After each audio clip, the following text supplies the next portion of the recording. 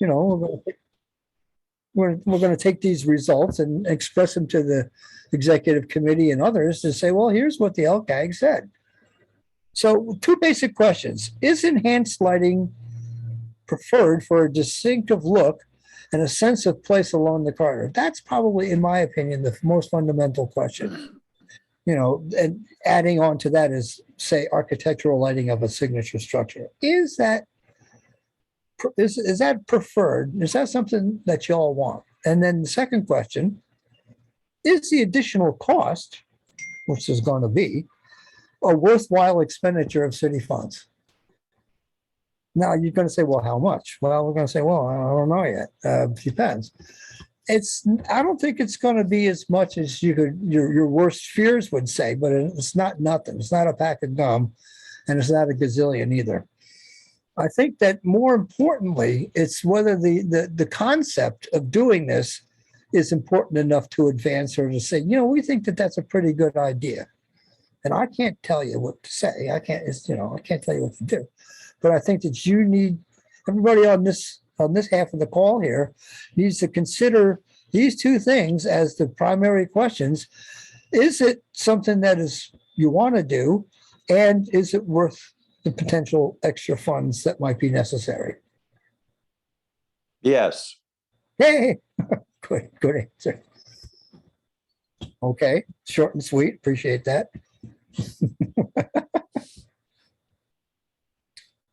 I think it's hard to say if it's worth it without knowing what the alternative would be if we don't pay for it, what we could do with that money.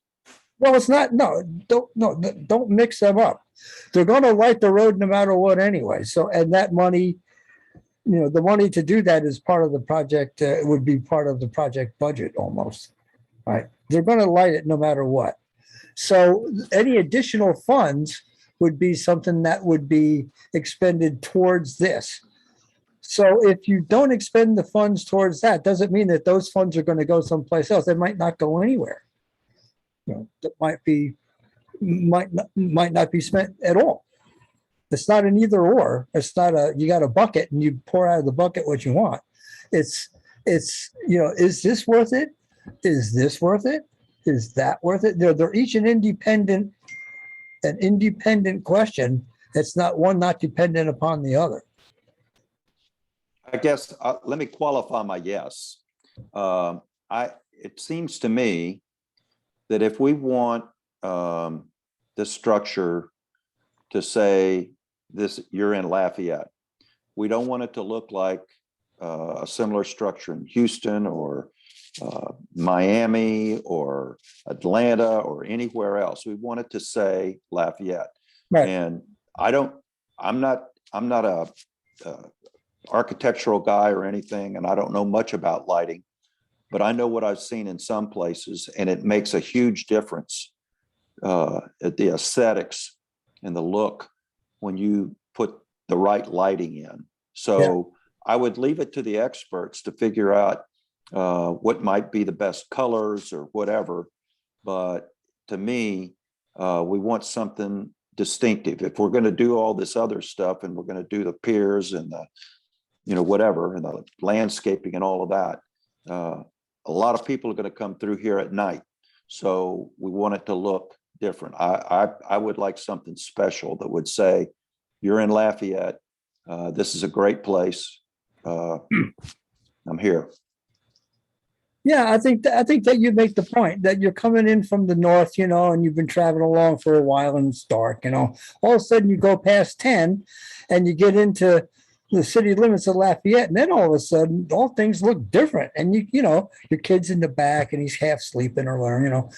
But even people, you know, kids that aren't paying attention will notice that this is different. And I think you want to make that impression every time somebody comes through your town, so that they'll remember Lafayette. They'll say, oh, I know where I am. I'm in Lafayette now. And I know I got another hour and a half to get down to, you know, down in New Orleans or something.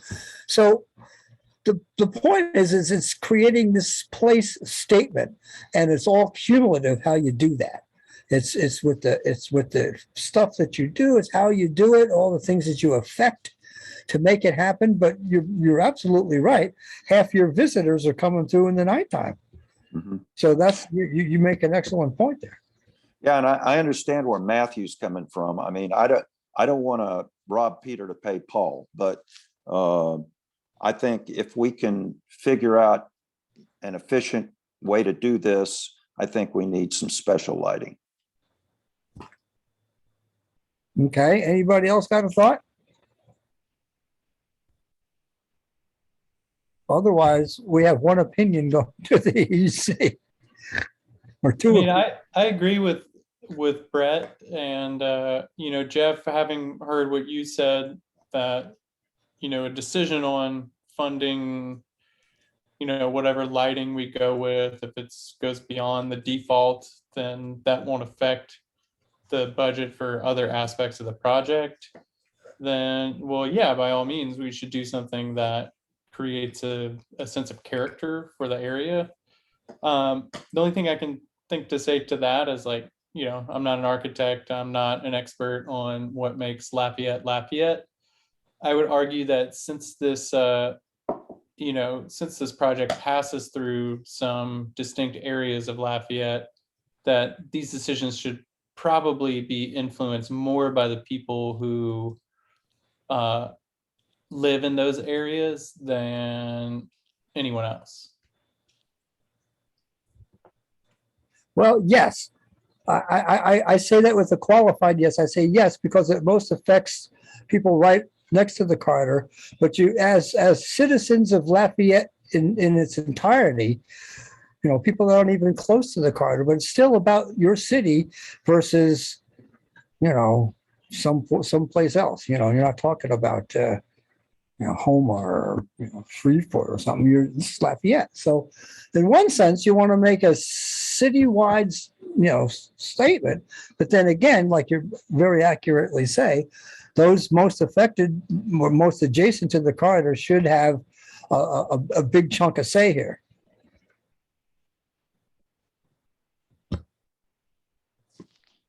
I think again, Brett hit it on the head.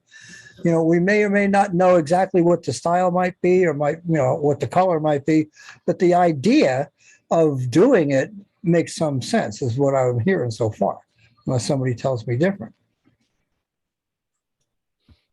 And that's that's nothing but pride of place. It really is. It goes, yeah, I like where I am, and I want other people to know it too.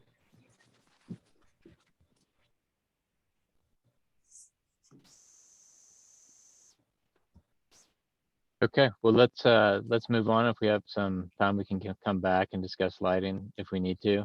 We wanted to spend a little bit of time discussing some of the understructure concepts and the areas that we kind of took some time to start to create some drawings and some ideas for. And again, just that these are just kind of an illustration. They're jotting some ideas down on paper to start to look at scale, to start to understand how flow of movement of space and elements through that. It's not a final design. It's just kind of just starting the discussion process at this time. So one of the first things we did, like we talked about, was just look at how a trail would move underneath the structure, and figure out in ways it can move back and forth, kind of engaging through the space, not that longitudinal line, but the ability for it to meander, the ability for these sweeps of planting and aggregate to move with the pathway to create these areas for potential stormwater capture, for potential areas for the trail to connect into other ways of getting to the neighborhoods that are adjacent. And then this was just a first look at, you know, looking at the opportunities of coming and engaging the roundabouts, using that as potential for crossing of the streets, or the options of crossing at intersections and creating you know, a moment there, whether it be with some signal or just signage.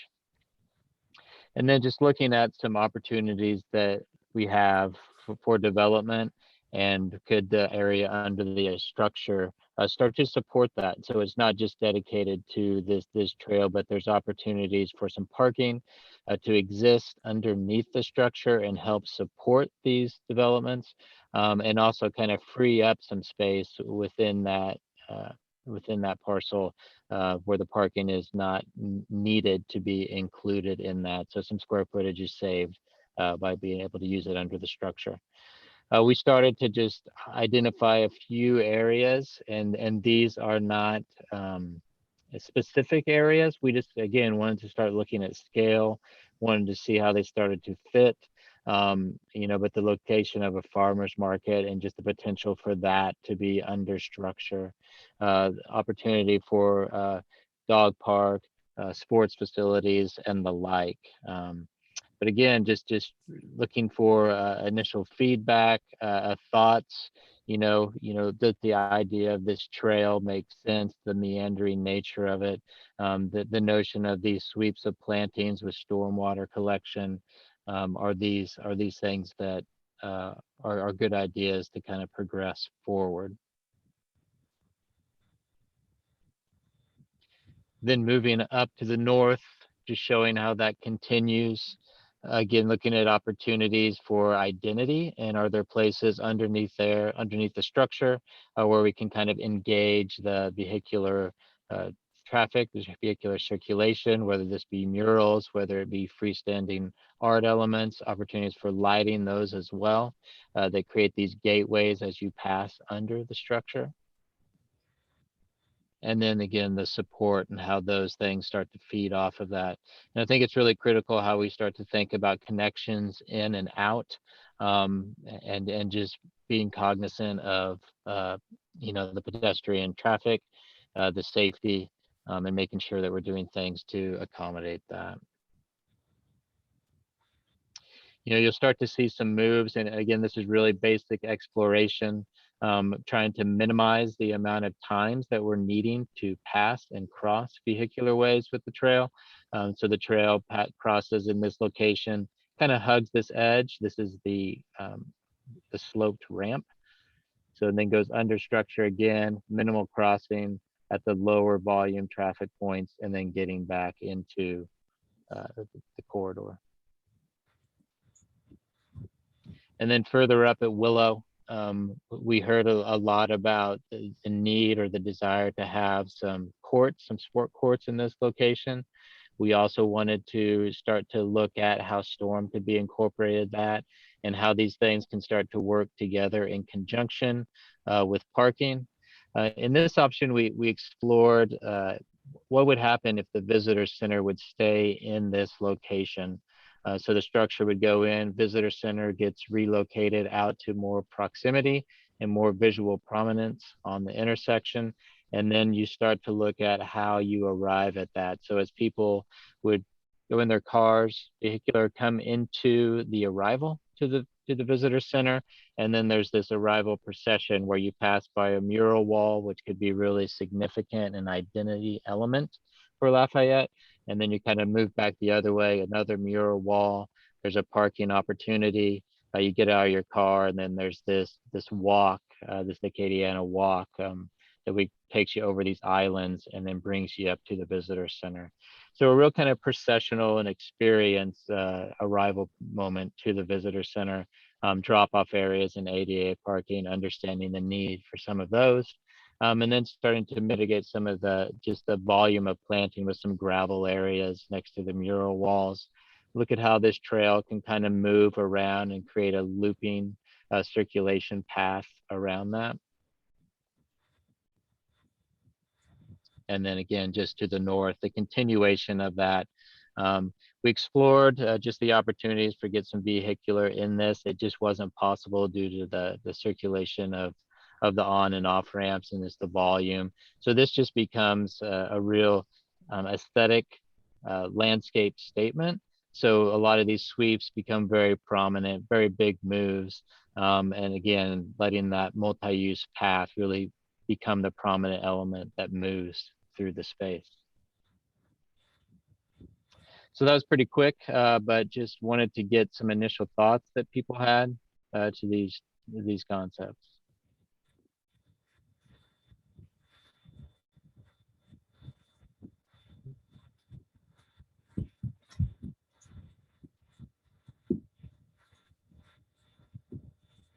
You know, does the idea of this multi-use path trying to create a space under the viaduct make sense to people? Yeah, yes, it does. And Josh, let me ask a question. I see striations. Is that elevations? Yeah. Brett, are you just referring to these squiggly lines here? Yeah, the line, you have the path going through and the lines are coming off of the path. These are these sweeps of planting. So what we're thinking about, and apologies for not articulating it better in the drawing, was just this notion of it's not a consistent treatment of the same thing all the way through. There would be these sweeps of different planting types, gravel areas, just to help to soften and kind of relieve some of just the volume of green material. But that also gives us an opportunity to collect some stormwater as well. So the lines that you're seeing are more just like an artistic interpretation of there's other things going on underneath the structure. The multi-use trail being that significant spine, and then these planting moves just really in support of that. Brett, to answer your question, I don't think he's suggesting berms or contours per se. I think it's more about just a different treatment, right, Josh? Yeah, that's correct. You know, I think the opportunity to have a little bit of elevation change underneath that could help to kind of direct some water flow. And we're starting to show that a little bit underneath here, you know, just as you're guiding your view, you're helping to, you know, again, direct a lot of that water into there. So yeah, I think that there is a little bit of an opportunity. We're not talking about, you know, 6, 7, 8 foot, 10-foot berms, but just a little bit of roll underneath there, just so it's not just this really flat area.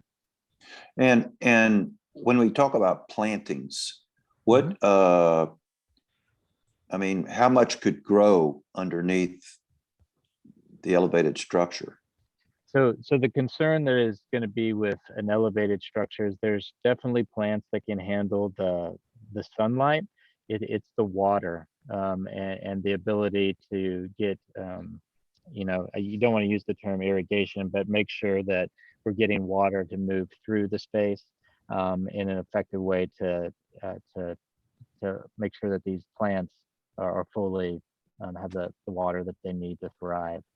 So the potential is there. Yes, it's possible to get these big sweeps of plants to work under here.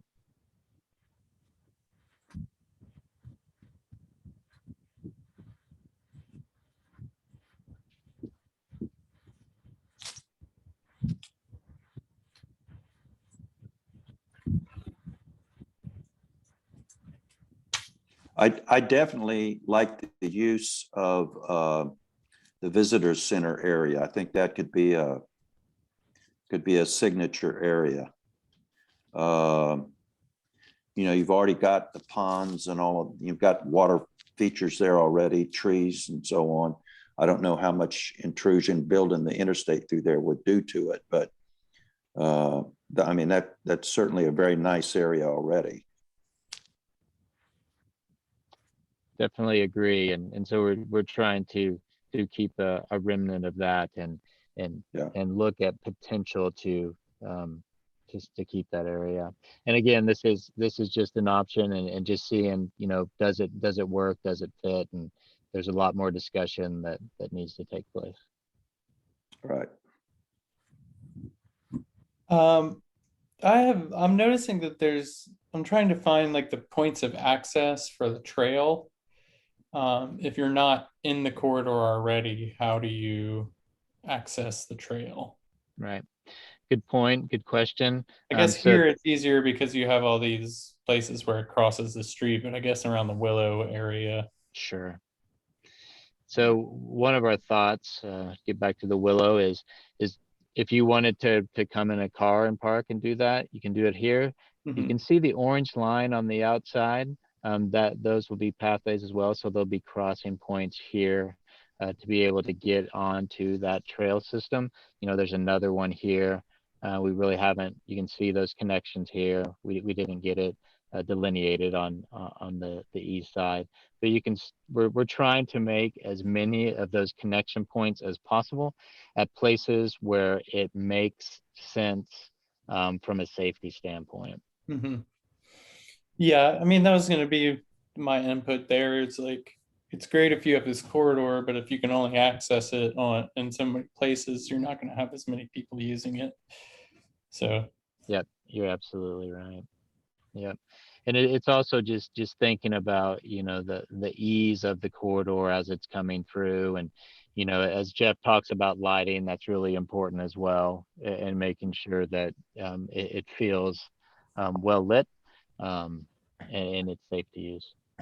and then something that I've experienced on like I think it's the Lafitte Greenway in New Orleans, um, for pedestrians and cyclists when they're going down that greenway and they have to cross a road, there's like a little switch that they can use. I don't know if that's the same thing as these hawk signals that we've talked about, but it essentially like creates like a warning light that lets traffic know that somebody's trying to cross there. Yeah. Just because I think that a lot of especially worried about this dog bone thing where the path is like crossing the dog bone. You got people coming off of a roundabout, so they're not looking straight ahead. If we could have something there that lets motorists know that somebody's trying to cross, and you know, adds just like an extra element of safety there. So what I'm concerned about is like if it feels unsafe for people to ride down this pathway, then they're just not going to use it, you know. And then we're building this thing for nothing. Yep, completely agree. And we're continuing to explore some of those things, and making sure, because, you know, as in this section, it's this long run. And then, but when we start to break, just making sure that we're providing, like you mentioned, those opportunities for continuous flow. Yeah, and it doesn't have to be like, I don't know. I'm sure that you could like time it in some way so that it's not just like every time a bike comes across or some pedestrian comes across, they're like stopping traffic flow or something. I'm sure there's ways to do that, but I think without some sort of signaling thing there, in my experience, motorists are often not looking for someone crossing the street in front of them unless there's a roadway intersection.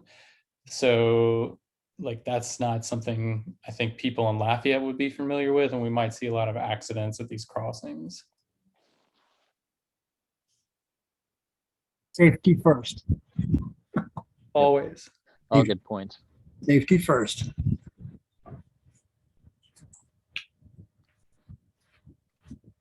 Yeah, I think the point is well taken, and to have the pathway be considered an alternative form of transportation is important as part of this project. A lot of people are going to go north and south on it versus in a car, and so those accommodations have to be made.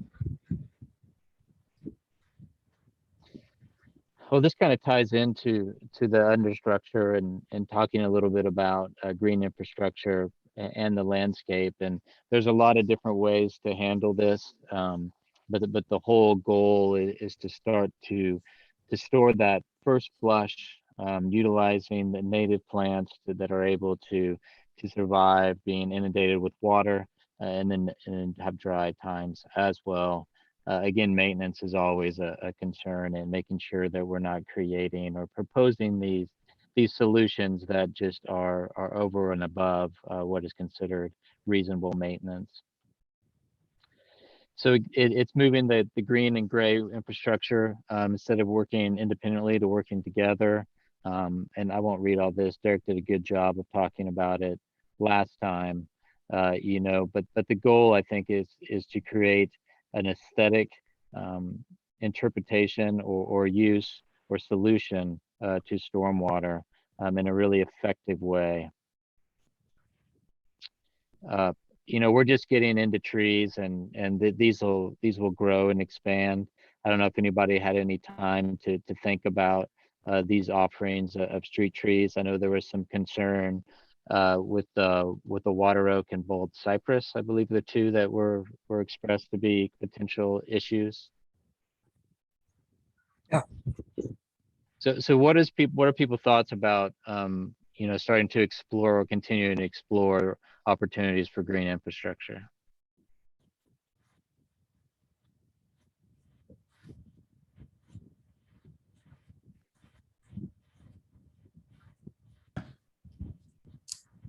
Well, okay. I think it's important to look at retention, and I certainly understand clearing pollutants out before it gets to the river, because we've got issues there already, but I think that's important.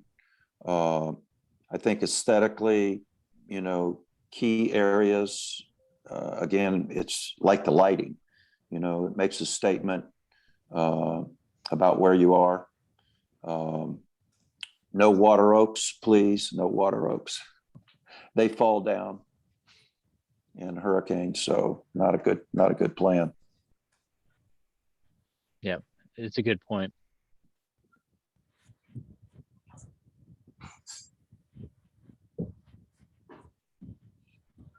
Any other thoughts? Go ahead. Yeah, I was going to say, certainly live oaks make a statement.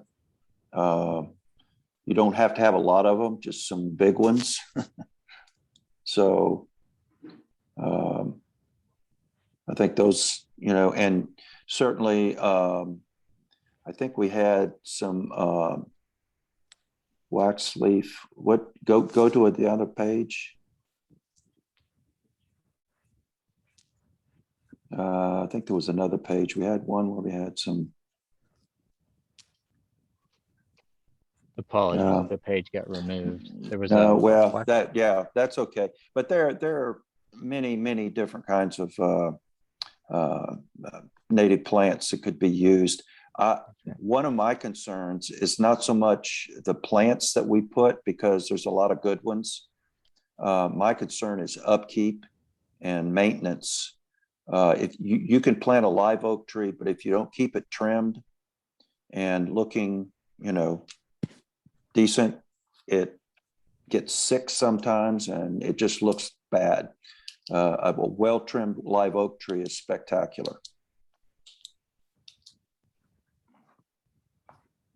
Can't disagree with that. Any other thoughts before we move on?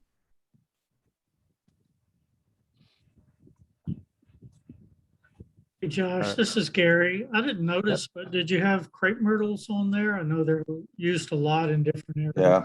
In Louisiana. That's the one I was trying to think of, Crepe Myrtles. Yeah. We'll make sure that we take another deeper dive on this. Yeah, crepe myrtles. Beautiful plant. Yeah, again, a crepe myrtle has to be trimmed too, though. You got to get the runners off, or it looks crappy.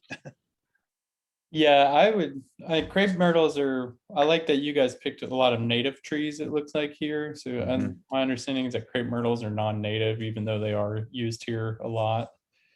And I agree with Brett, it takes a lot of maintenance involved in those. So.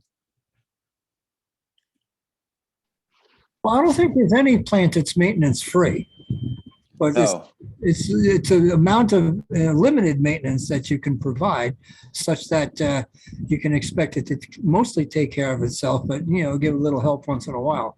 I think that it's a misconception too that native plants are more maintenance free than other ones. Maybe not. Maybe not.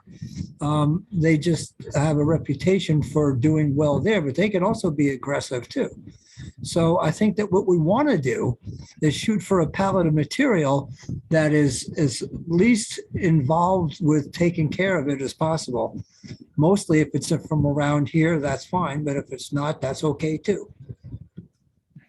Well, Right.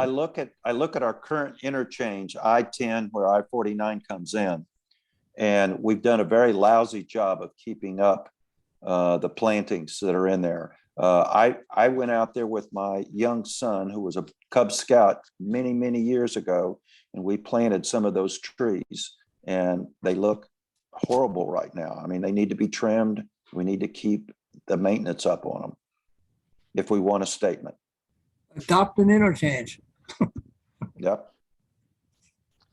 Yeah, I think that there's a conversation between native and naturalized, and sometimes we get stuck in the native and not understanding that the naturalized plants can be just as good, and just a good solution. So we'll keep that in mind.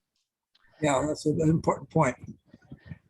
Intersection treatments, real quick, just talking about some opportunities along the corridor, especially in these crosswalk areas. And this image is showing that kind of traditional painted crosswalk, and then showing how the green bike lane could be articulated next to it. Or do we want to look at some opportunities to have some stamped colored concrete to start to create a more pedestrian zone? And then again, quickly just showing how the bike lane would start to, tie in next to that. So really quick discussion. Is this something that people have an affinity for? I know that there's been some discussion about opportunities for the green painted bike lane. And just if those are positives that we want to keep pushing forward. I certainly prefer the green painted bike lane, especially with the intersection markings. There's lots of research that shows that increases safety and visibility for cyclists, and I think that if it's within the budget, we should absolutely do that. And this is stamped concrete. Okay, if we're going to put artistic elements on the structure, on our piers on the structure, can we put artistic elements in this? Just, if you're going to stamp it where it looks like brick, let's stamp it so it looks like something else. Yes, you can. I think the point that we want to make here is that it's stamped concrete, not topically applied stuff that will come off in 2 years. I think to answer your question, absolutely. You can have a custom stamp that would city seal, image you like, almost anything. It's impressionable in concrete. And so this goes back to the discussion we were having about a holistic palette of materials that creates the sense of place here. This, that, all the things that we've been talking about. And that's definitely one of them that would add to that total accumulation of this is different. Yep, that's a great point, Brett. I think that we really need to. We'll start showing that and as something that is it's not just that traditional stamped concrete. That there's some options for that. So thank you for that. Yeah, and I don't know what we could stamp it with, but maybe the neighborhood groups can, if you bring that up to them, see what they say. I mean, culturally, there's a lot of different elements that could be used. So just a thought. Yep. I like it. It's a great thought. Another thing that you've seen done a lot is cross streets are stamped, not necessarily in the crosswalk, but in the sidewalk adjacent to it. So it's just another, reaffirmation of place and where you're at.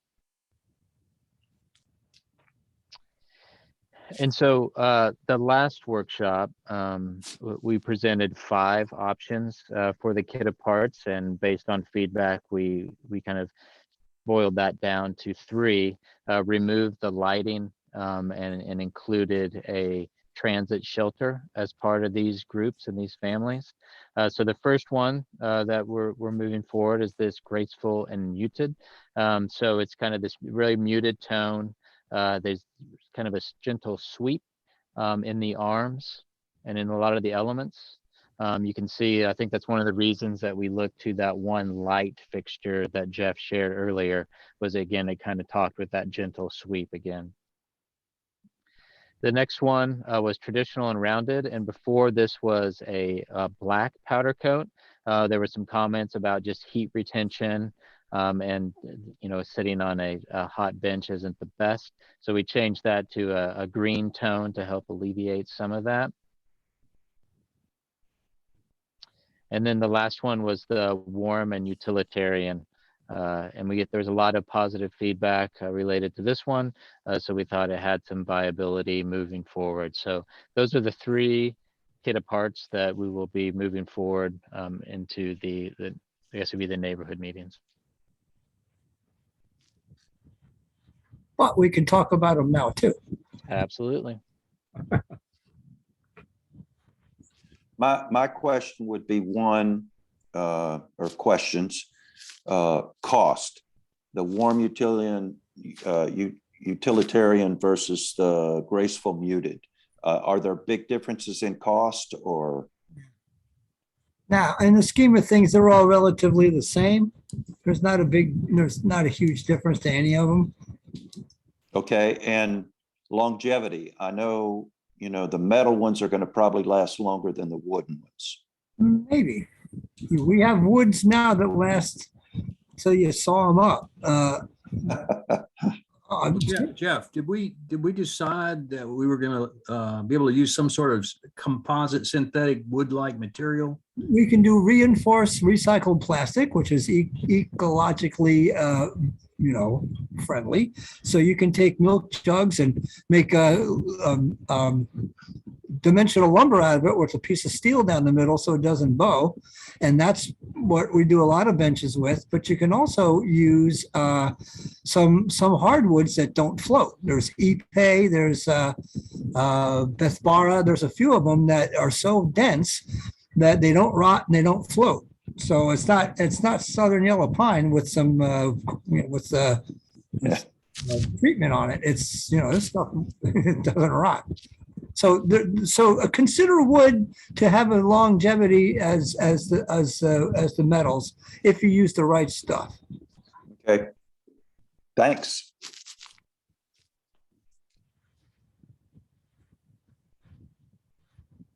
I like the wood then. Wood's cooler, it's comfier. Yeah. It's easier to It's- sit on. We've done a couple applications of transits that have used wood, and like Jeff was mentioning, it was the ePay, and they've been in place for 15 plus years, and they still look as good as they did, if not better. They start to get a patina, they get a little life, they get a little character, just as they age. So it's definitely something that we want to keep moving forward. Yeah, it's a warmer look. It is, and it's easier on the butt. Yeah. It's a technical term, it's a technical term we use. Very important for us older folk.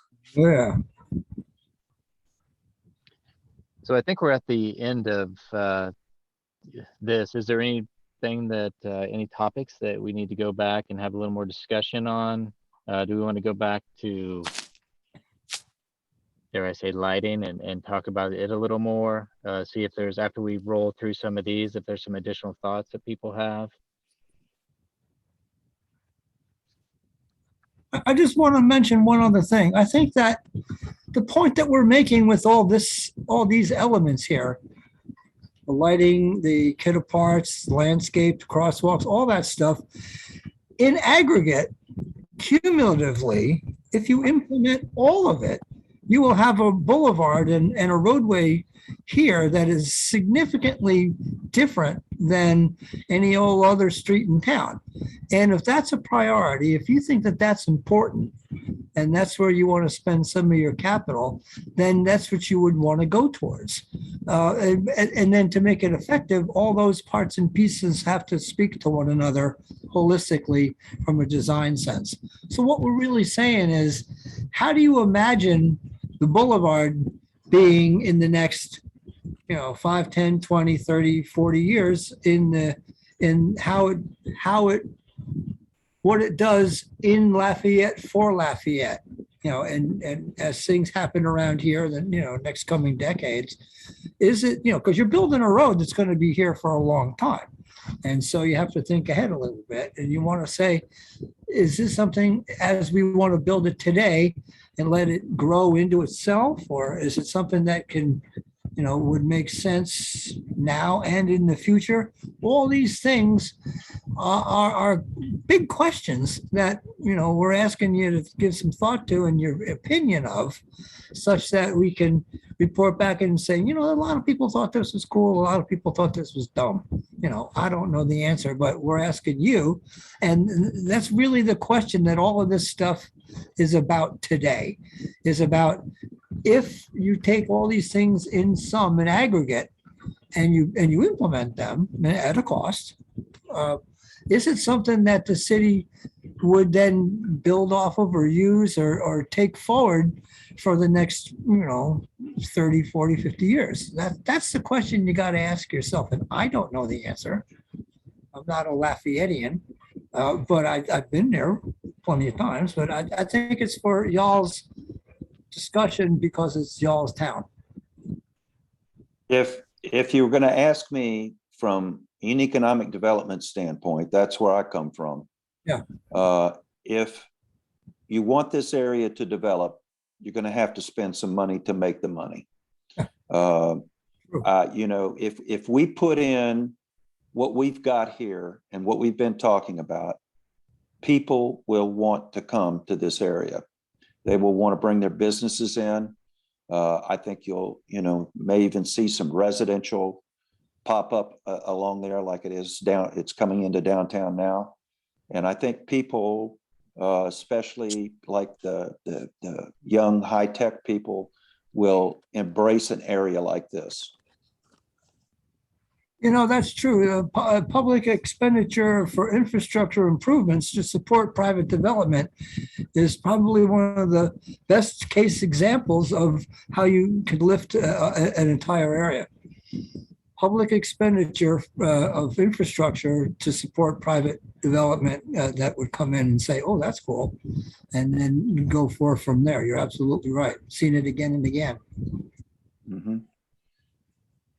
Well, and we've got to remember too, we've got downtown's going to be just on the other side.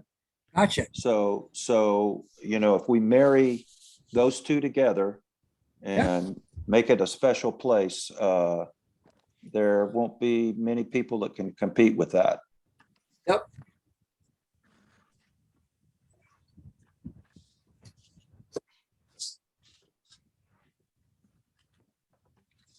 Yeah, this is really long view stuff, and city planning is, it's not in everybody's bailiwick, but I think that because you know your town and you know what you know, that I think your input is vital to getting how this could work, or some direction on opinions of what should go forward. John, you're going to say something?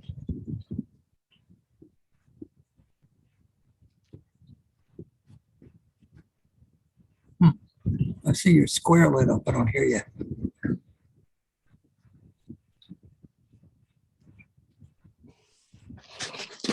Jeff, you talking to me? Yeah. I thought you were having a comment.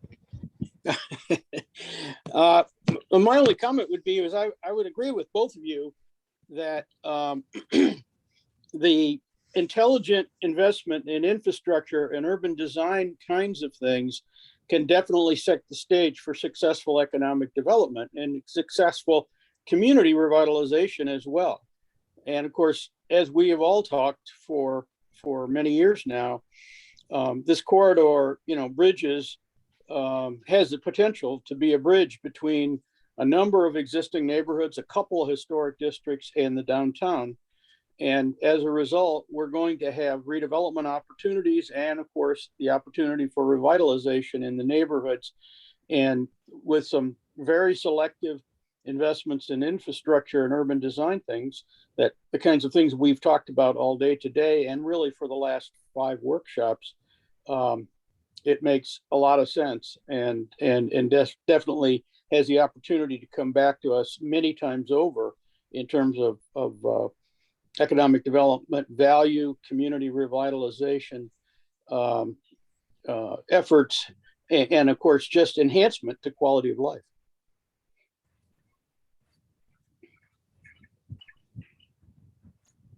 Yeah, we, in Lafayette, in the past, we have not done very good planning. We haven't been good planners. And we have an opportunity here to get some of that right. Mhm. And this plan is shaping up to look pretty good. I'm pleased. We're glad to hear that.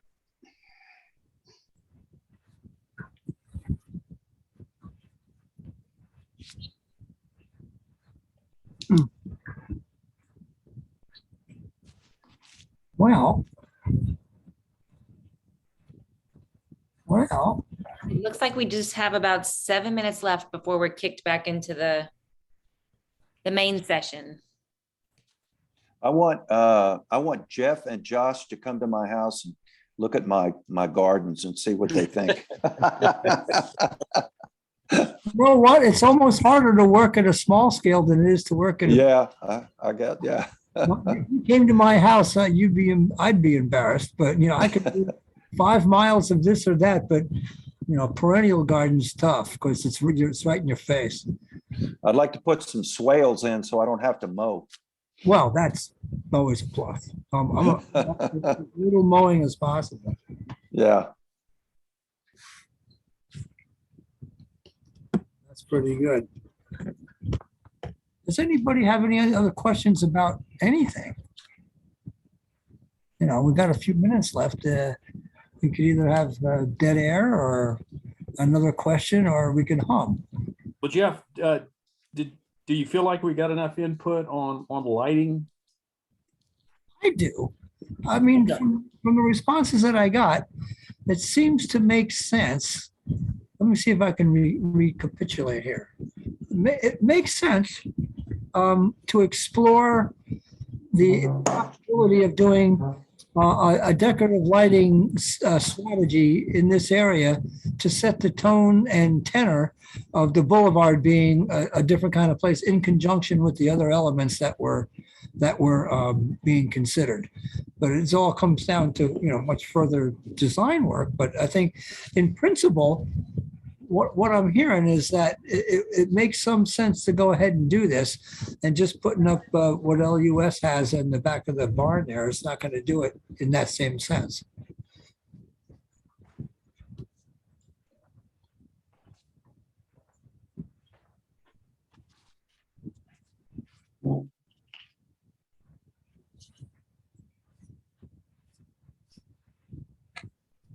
Well, we've got a few more minutes, Jeff. Is there anything else that you've covered that you feel like we could use additional input on?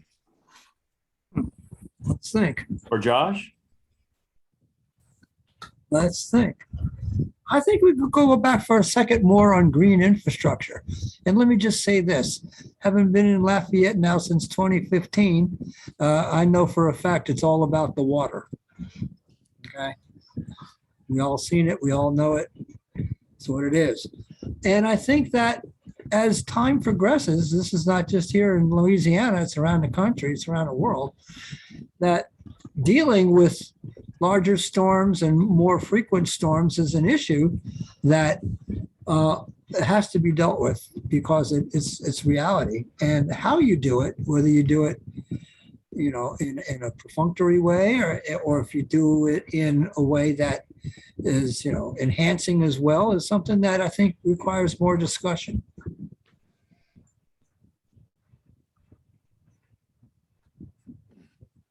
What do you all think? Well, I know there's discussions about drainage downtown, which is right across from the Evangeline corridor, or right next to the Evangeline corridor. So whatever we just would discuss on drainage and drainage infrastructure and stormwater retention, we need to look at what they're going to be doing in the downtown area as well, because they're interrelated. Yeah. And we don't want to push more water their way if they're trying to get it out. So we need to think about that. Again, I'm not a water management person, but I know that they're working on that, and it's an issue region-wide. So it has to play a very big role in whatever we do. Yeah, I think you're right. It's clearly something that's floated to the top. Oh, you're so. Yeah, It's an issue that's floated to the top here. I like it, Jeff. Mayor recognizes it. That's where he's put a lot of his resources this year, if you follow the story. And we want to be able to dovetail into that such that it doesn't compete, but rather complements and works together with those strategies. So you made an excellent point. Yeah, anything we can do to retain or manage the water better is going to be a very big plus. Yeah. I like my joke, float to the top. That's pretty good. I like it. I like it, Jeff. All right. I'm proud of myself. I didn't even know it.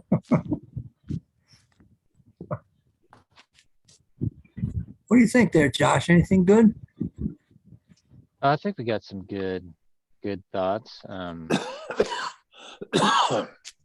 Trying to think if there's anything else that we might need a little more clarity on, but I think your point is well taken about the lighting. I think you summarized it pretty well.